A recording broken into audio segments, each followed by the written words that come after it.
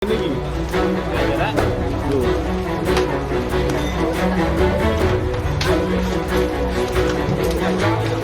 6 toko yang berdempetan di Jalan Padmo Susastro, Surabaya, Kamis dini hari ludes terbakar.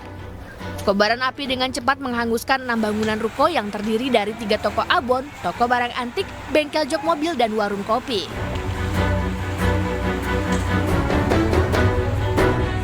Sebanyak 18 unit mobil pemadam kebakaran dikerahkan ke lokasi kejadian untuk memadamkan kobaran api.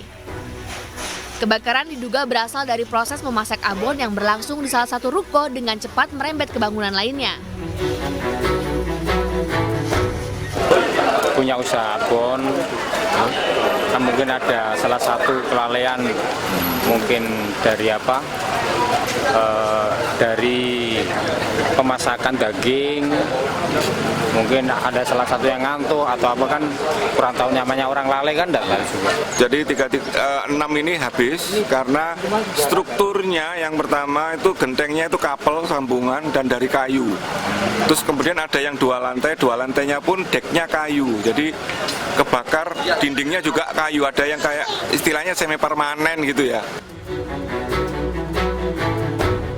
Tidak ada korban jiwa dalam kebakaran ini karena saat kebakaran semua penghuni ruko berhasil menyelamatkan diri. Namun seluruh barang-barang yang ada dalam ruko beserta sejumlah sepeda motor ludes terbakar.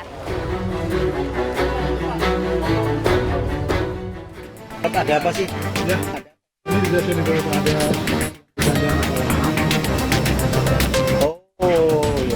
Seorang penumpang pesawat Pelita Air bernama Surya Hadiwijaya tujuan Jakarta diamankan petugas keamanan Bandara Internasional Juanda Sidoarjo karena bercanda akan membawa bom ke dalam kabin pesawat. Akibat ulah pelaku, pesawat tersebut gagal terbang. Dari keterangan tertulis pihak Angkasa Pura Juanda, ancaman bom tersebut hanya bercanda saat pesawat berjalan menuju landasan pacu dan terdengar oleh kru pesawat. Adanya kejadian ini tidak berdampak pada jadwal penerbangan lainnya dan pesawat Pelita Air dengan nomor penerbangan IP205 telah melanjutkan penerbangannya menuju Jakarta. Kini pelaku masih dimintai keterangan oleh Polisi Militer Angkatan Laut Juanda.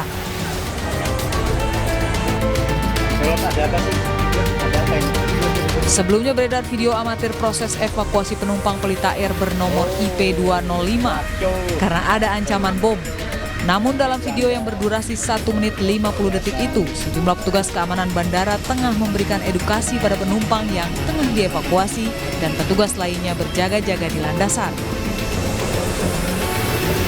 Video yang diduga direkam oleh salah satu penumpang ini kemudian viral di media sosial. Pihak keamanan Bandara Internasional Juanda Sidoarjo langsung melakukan pemeriksaan dan mengevakuasi penumpang. Dari Sidoarjo, Jawa Timur, Yoyo Agusta, iNews melaporkan.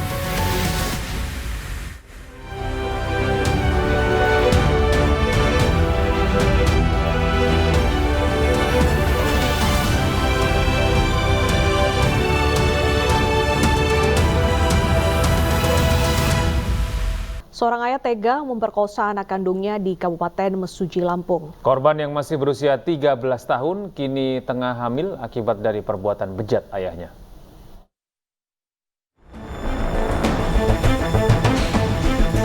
Sungguh bejat perbuatan pria bernama Suyanto ini. Pria berusia 51 tahun ini tega memperkosa anak kandungnya hingga hamil. Aksi bejat pelaku diketahui anak pertama atau kakak korban, di mana kakak korban mendengar informasi bahwa adiknya yang masih berusia 13 tahun hamil. Saat berkunjung ke rumah orang tuanya dan mengecek kebenaran informasi dengan menggunakan tes pack, diketahui adiknya tengah berbadan 2. Sontak kakak korban marah dan langsung menginterogasi siapa pelakunya. Saat korban menceritakan kejadiannya, kakak korban langsung melaporkan ke polisi.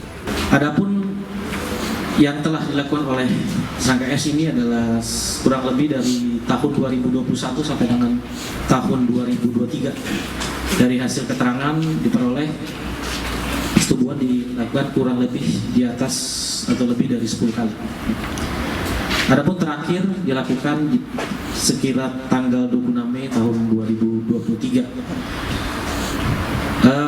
Kegiatan atau yang dilakukan oleh tersangka dilakukan pada umumnya pada saat ibu korban sedang mencari rumput di kebun. Jadi semua persetubuhan yang dilakukan oleh tersangka dilakukan di rumah sendiri. Guna mempertanggungjawabkan perbuatannya, pelaku sudah ditahan di Mapolres Mesuji. Pelaku dijerat Undang-Undang Perlindungan Anak dengan ancaman hukuman 20 tahun penjara. Dari Kabupaten Mesuji, Ya, pemirsa, polisi menjelaskan bahwa peristiwa KDRT yang menyebabkan 4 anak terbunuh oleh ayah kandungnya pertama kali diketahui oleh warga. Warga yang curiga mencium bau busuk dari rumah korban, kemudian berinisiatif untuk membuka paksa rumah hingga ditemukan sang istri yang penuh luka dan 4 anak yang sudah tidak bernyawa. Dan dari hasil penyelidikan polisi awal, sebelum korban ditemukan, KDRT kerap terjadi dilakukan pelaku kepada korban. Aksi kekerasan sudah lama terjadi di mana sang istri kerap mengalami penganiayaan dari pelaku. Hingga puncaknya, pelaku menganiaya sang istri hingga pingsan di dalam kamar mandi dengan sejumlah luka di sekujur tubuhnya. Selain itu, keempat anak korban juga ditemukan tidak bernyawa di dalam kamar dan diduga telah meninggal lebih dari 3 hari. Polisi pun saat ini tengah menunggu hasil visum untuk mengetahui penyebab pasti kematian korban dan sang ibu kini dalam perawatan intensif. Menerima laporan adanya dugaan penganiayaan ataupun KDRT yang diduga dilakukan oleh saudara P, terlapornya saudara P. Sehingga saat itu saudari D selaku korban kasus penganiayaan atau KDRT ya. KDRT atau penganiayaan itu dirawat di rumah sakit RSUD, kemudian saat akan melakukan pemeriksaan terhadap saudara P menyampaikan bahwa akan masih menunggu anak-anaknya karena ibunya masih di rumah. Dan pemirsa, untuk mengetahui informasi lebih lanjut kita akan terhubung dengan rekan Putu Bagus di Gang Roman, Jakarta, Jakarta Selatan. Selamat siang Putu, bagaimana situasi terkini di tempat kejadian perkara 4 anak yang terbunuh oleh orang tuanya sendiri ini? Ya, baik, selamat siang di Desa dan juga pemirsa. Anda dapat informasikan untuk saat ini saya tengah berada di tempat kejadian perkara, yaitu diantaranya ada 4 balita yang memang diduga dibunuh oleh ayahnya sendiri, dan pantauan kami sekiranya sejak tadi pagi, yaitu kira pada pukul 9 hingga saat ini 11 waktu Indonesia Barat, kondisinya memang sudah dipenuhi oleh awak media yang ingin mencari informasi begitu mengenai apakah yang terjadi di dalam rumah petak kontrakan terdapat ditemukannya 4 balita yang sudah tidak bernyawa. Dan untuk sejauh ini dari pantauan kami pula muncul aroma yang tidak sedap begitu, dan sudah dipasang garis polisi juga di depan rumah kontrakan tersebut, sehingga dari yang tadi saya sudah sampaikan, dari bau atau aroma yang tidak sedap ini menimbulkan kecurigaan begitu dari warga setempat sehingga melaporkan ini ke pihak yang berwajib. Dan benar saja begitu, ketika memang ditelusuri lebih lanjut oleh pihak polisian, ditemukan yakni 4 balita yang terbaring lemas dengan kondisi tidak bernyawa di atas kasur dengan berurutan begitu, dan di kamar mandi juga ditemukan yakni yang diduga tersangka dari ayah korban, dan ada upaya percobaan untuk bunuh diri begitu, dan juga istri korban yakni juga tergeletak dengan kondisi yang bersimbah darah. Dan untuk sementara itu dari informasi yang kami dapatkan, untuk 4 anak korban yakni diantaranya ada perempuan berinisial PA 6 tahun, anak perempuan kembali berinisial S 4 tahun, anak laki-laki AR 3 tahun, dan anak yakni yang terakhir ada anak laki-laki berusia 1 tahun sudah diamankan ke rumah sakit Polri. Sementara untuk terduga pelaku ini juga sudah diamankan oleh pihak kepolisian. Oleh pihak kepolisian juga ingin mendalami dari alat bukti ini juga sudah dikumpulkan untuk mengetahui apa yang sebenarnya motif yang terjadi. Memang sejauh ini yang bisa disimpulkan atau yang dikatakan oleh pihak berwajib karena adanya krisis atau masalah ekonomi begitu, dan kekerasan dalam juga sudah dilaporkan. Baik. Baik. Informasi sejauh ini yang bisa kami sampaikan, kami kembalikan kepada Anda, Desa dan juga Gitu. Ya, baik, terima kasih Putu Bagus atas informasi Anda. Selamat bertugas kembali. Ini cukup memprihatinkan ya, Deta ya. Lagi-lagi anak kecil yang masih di bawah, mungkin bawah 5 tahun ini 4-4-nya menjadi korban atas pertengkaran antara orang tua bapak kepada ibunya, dan ini pelaku ini sebenarnya sudah sempat dilaporkan atas aktivitas atau kasus KDRT yang dilakukan kepada istrinya, dan istrinya saat ini sedang dirawat di rumah sakit. Baik, semoga istri segera membaik dan kita akan menunggu bagaimana update terbaru dari hasil penyelidikan lebih lanjut ya oleh pihak kepolisian.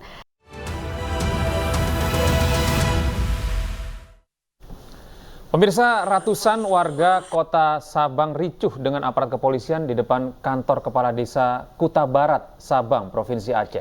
Aksi protes itu sebagai buntut dari lambannya penanganan para pengungsi Rohingya di desa mereka.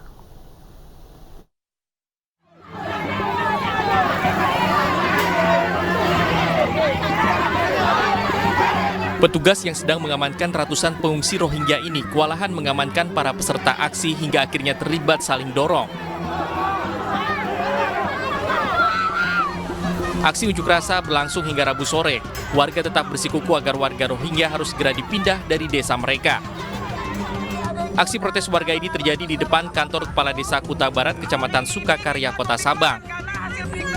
Warga memprotes terkait keberadaan pengungsi Rohingya di desa mereka. Warga mendesak pemerintah daerah dan UNHCR segera memindahkan 139 warga Rohingya. Demo yang dilakukan warga ini buntut dari lambannya penanganan yang dilakukan oleh petugas UNHCR dan pemerintah, serta komunikasi dengan warga masyarakat Sabang. Dari Sabang, Aceh, Syukri Saripudin, iNews melaporkan.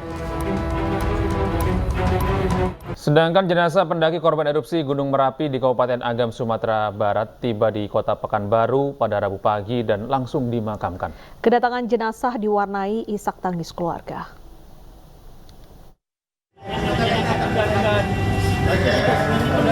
Jenazah Muhammad Wilki Syahputra tiba di Pekanbaru Rabu pagi dan langsung disembayangkan. Korban dimakamkan di tempat pemakaman umum Sialang Buku, Kecamatan Tenayan Raya, Pekanbaru. Muhammad Wilki tercatat sebagai pendaki Gunung Merapi rombongan dari Riau dan menjadi salah satu korban meninggal dunia akibat erupsi Gunung Merapi di Kabupaten Agam, Sumatera Barat pada Minggu lalu. Prosesi pemakaman korban disambut isak tangis keluarga dan kerabat korban. Bahkan orang tua korban sempat jatuh pingsan saat jenazah anaknya dimasukkan ke liang lahat. Menurut keterangan keluarga korban, Wilki bersama temannya naik ke puncak Merapi pada hari Sabtu. Dan pada hari Minggu pagi seharusnya mereka sudah turun, namun karena masih mengemas barang, di saat itu terjadi erupsi Gunung Merapi. Hari Sabtu mereka mulai nanjak. Informasi seharusnya hari Minggu turun, cuma dapat kabar jam-jam 2 orang tuh baru packing. Sekitar jam 14:54 musibah itu terjadi. Dari 7 tim Wilki, 3 yang berhasil dievakuasi yang selamat, 4 lainnya meninggal dunia. Dan alhamdulillah semuanya udah dipulangkan ke Pekanbaru. Dilaporkan sebanyak 29 orang pendaki asal Riau ikut pendakian ke puncak Merapi pada Minggu lalu. 4 orang meninggal dunia dan 3 orang masih dirawat. Dari Pekanbaru Riau, Indra Yose Rizal, iNews melaporkan.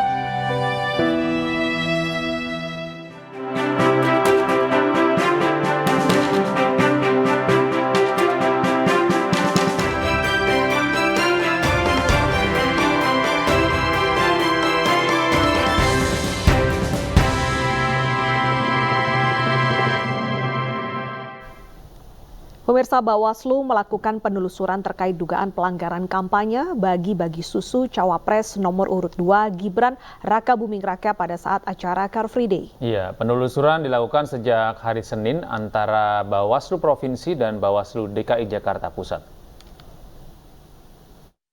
Dapatkan informasi adanya pembagian susu ya Mbak ya, jadi ini bahasanya pembagian susu gitu ya, sehingga Bawaslu melakukan konfirmasi ini dijadikan sebagai informasi awal. Ya, terhadap informasi awal ini Bawaslu melakukan penelusuran, gitu ya. Nah, penelusurannya itu kita lakukan sejak hari Senin, gitu ya. Jadi hari Senin kita sampaikan kepada Bawaslu Provinsi dan Bawaslu Kota Jakarta. Sementara itu Komisi Pemilihan Umum menggelar rapat untuk menetapkan format debat Capres-Cawapres di Pilpres 2024. Rapat berlangsung sejak Rabu siang dan dihadiri oleh seluruh tim kampanye pasangan calon. Selain memutuskan format debat, rapat hari ini juga membahas beberapa aspek lain, diantaranya tema debat, panelis, moderator, hingga jumlah tamu undangan. KPU sebelumnya sudah menggelar rapat koordinasi pada pekan lalu yang menghasilkan kesepakatan tanggal pelaksanaan 5 kali debat, serta lokasi yang seluruhnya akan digelar di Jakarta. Sementara format debat Pilpres 2024 masih menjadi perbincangan publik. KPU berencana tidak akan menggelar debat yang khusus hanya diikuti oleh calon presiden dan calon wakil presiden.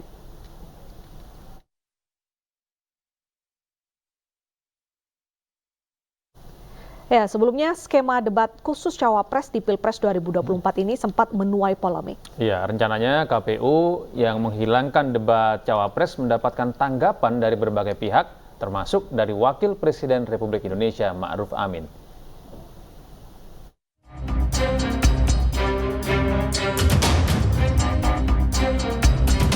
Penyelenggaraan debat Capres-Cawapres diwarnai polemik usai Komisi Pemilihan Umum mengumumkan perubahan sistem debat Pilpres 2024. Berbeda dari format debat Pilpres 2014 dan 2019, debat Pilpres 2024 kali ini tetap mengadakan debat sesi Cawapres, namun pelaksanaannya didampingi oleh pasangan calon presiden. Menurut KPU, pendampingan Capres dalam sesi debat Cawapres tidak dilarang dalam Undang-Undang Pemilu. Meski demikian, Cawapres akan menjadi aktor utama dalam sesi tersebut. Memang undang-undang itu tidak melarang pada saat debat Cawapres itu didampingi atau dihadiri oleh Capresnya, itu nggak ada larangan. Undang-undang menjelaskan 2 kali debat Cawapres. Nah, di sini tentunya ketika debat Cawapres, ya Cawapres lah yang menjadi aktor utama dalam debat tersebut. Nah, sekarang pertanyaannya, kalau seandainya Capresnya hadir, boleh nggak? Boleh. Beragam komentar pun bermunculan. Jika KPU benar menghilangkan sesi debat Cawapres, opini publik akan menyudutkan KPU dan menganggap keputusan itu menguntungkan salah satu paslon. Sementara itu, Cawapres nomor urut 2, Gibran Rakabuming Raka, menanggapi opini publik yang menilai perubahan sistem debat Cawapres menguntungkan dirinya. Ya, kita kan ngikut aturan KPU juga. Kan saya juga nggak tahu update-nya di sana seperti apa. Kita ngikut aja kok ya. Mas, tapi prefer didampingi Pak Prabowo atau mending sendiri sih, Mas? Sama aja sih. Sama aja. Mas, persiapannya gimana? Lah, nggak ada yang menguntungkan siapa-siapa kok. Persiapan debat apa, Mas? Udah. Mas, tanggapan pihak yang bilang akan menguntungkan Mas Gibran? Nggak menguntungkan. Sama aja. Apapun pola debat Capres-Cawapres 2024, Capres nomor urut 3 Ganjar Pranowo menyatakan siap dengan skenario yang ditetapkan oleh KPU. Ganjar menilai tidak ada untung rugi dengan perubahan format debat Cawapres karena publik akan menilai. Kalau saya sih mau ada atau tidak ada, saya siap untuk skenario apapun.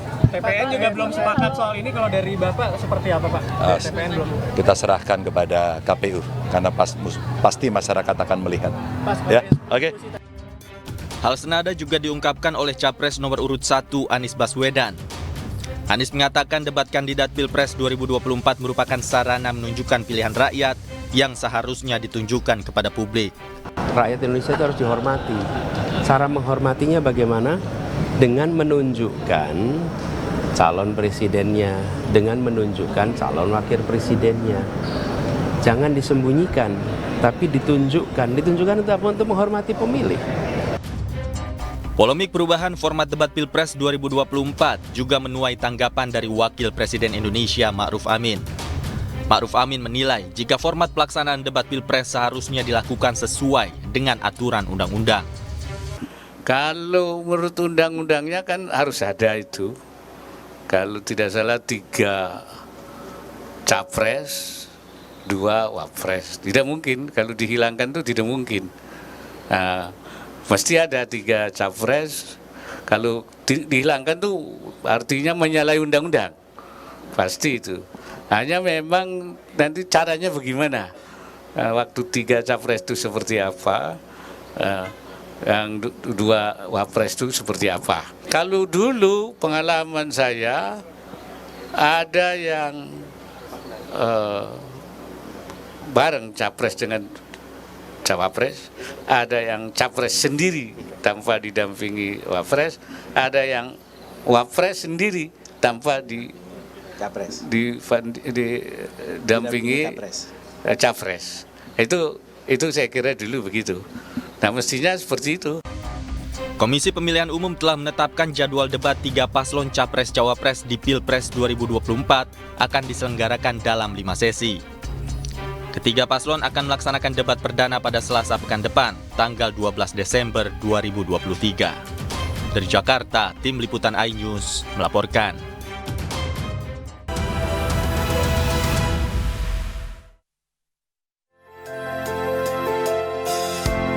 Acara Women in Leadership Conference yang bertema Be the Game Changer It Starts With You digelar di The Westin Hotel Surabaya, Jawa Timur. Acara ini turut dihadiri oleh sekitar 220 pemimpin wanita dari jaringan Marriott Indonesia. Wamenparekraf Angela Tanusudibyo yang juga Wakil Ketua Umum Partai Perindo bidang ekonomi digital dan kreatif memberikan pandangan dan juga berbagi pengalamannya terkait isu work-life balance sebagai wanita karir dan ibu rumah tangga yang banyak menjadi tantangan bagi banyak perempuan. This is something that we need to remember. We are here not to replace, let's say, male leadership. No, we want to be here to add value and work together towards a common goal for a better future for everybody. Angela optimis perempuan Indonesia dapat menjadi agen perubahan yang memberikan nilai berbeda, terbaik dan tegas saat memimpin agar tujuan bisa tercapai. Dari Surabaya, Jawa Timur, Rahmat Ilyasan, iNews melaporkan. Terima kasih Anda masih bersama kami di iNews Siang. Pemirsa, program transformasi ekonomi kampung terpadu tekad menjadi salah satu program strategis unggulan Kemendes PDTT. Program ini bertujuan agar rumah tangga di pedesaan bisa memperoleh pendapatan yang stabil.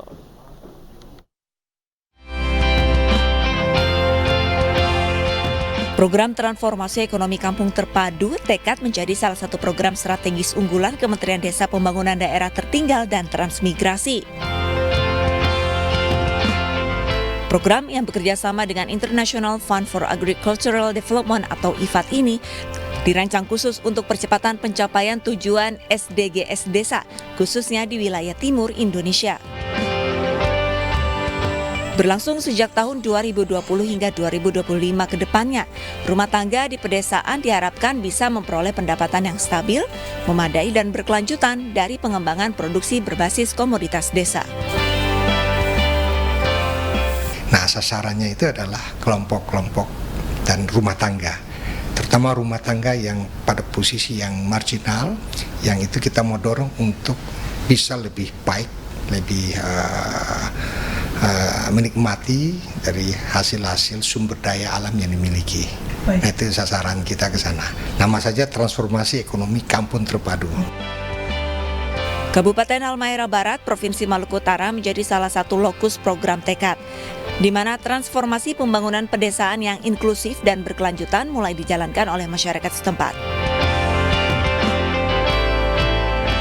Seperti kelompok penerimaan bantuan KPB Golago Jaya di Desa Golago Kusuma, Kecamatan Sahu Timur, dengan plot percontohan dan komoditas andalan jagung manis. Yang sudah dirasakan oleh masyarakat yaitu penambahan ekonomi dari hasil tanam jagung itu, yang dimana ini sekarang sudah terjadi 3 kali panen penanaman yang dilakukan oleh kelompok-kelompok program tekad. Pemberdayaan masyarakat melalui program tekad di Halmahera Barat terus berkembang ke berbagai wilayah. Selain KPB Golago Jaya dengan demplot jagung manis, ada juga KPB Talaga Rano di Sahu dengan demplot ikan nila. KPB Inopoma Kasih Demo di Jailolo dengan demplot terong dan beragam demplot lainnya. Dampaknya pun dirasakan sangat positif. Ekonomi masyarakat meningkat menjadi lebih stabil dan berkelanjutan sehingga keberlangsungan hidup terjamin.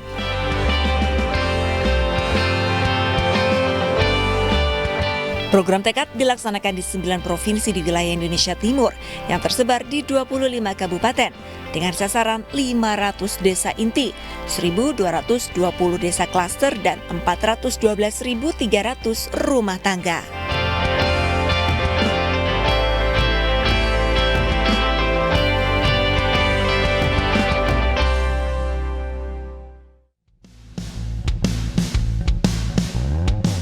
Percepatan transformasi pembangunan ekonomi desa yang berkelanjutan menjadi salah satu program prioritas Kementerian Desa, Pembangunan Daerah Tertinggal, dan Transmigrasi. Melalui program transformasi ekonomi kampung terpadu atau TEKAD, warga diharapkan bisa melakukan percepatan pembangunan dengan memanfaatkan peluang ekonomi dan sumber daya yang ada di desa. Jadi dampak konkret yang kita mau, pertama satu based on-nya adalah sumber daya alam. Jadi usaha dari kelompok ini program ini kita upayakan supaya bisa berdampak pada peningkatan kesejahteraan masyarakat. Jadi kemudian yang kedua dampaknya pada peningkatan kapasitas masyarakat di desa, terutama di kelompok-kelompok sasaran yang saya sebutkan tadi. Dalam pemberdayaan masyarakat melalui program TEKAD ini, warga akan didampingi dan diarahkan membuat proposal demplot atau plot percontohan. Musyawarah kelompok ini untuk menentukan pengelompokan usulan kegiatan pengembangan ekonomi berdasarkan komoditas unggulan yang ada di desa. Peran saya sebagai kader desa di desa yang pertama memfasilitasi musyawarah desa terkait dengan untuk pembentukan kelompok dan plot di desa. Yang kedua berkoordinasi sekaligus mitra strategis pemerintah desa. Yang ketiga ada mendorong pelaksanaan P3EK di desa, yang mana untuk menggali potensi baik sumber daya alam maupun sumber daya manusia yang ada di desa. Adanya pendampingan, peningkatan kapasitas kelompok warga hingga pemasaran diharapkan mampu mendorong kemandirian pemberdayaan ekonomi desa. Dengan program TEKAD, transformasi pembangunan desa yang inklusif dan berkelanjutan bisa dimulai dari kampung, membangun desa, membangun Indonesia.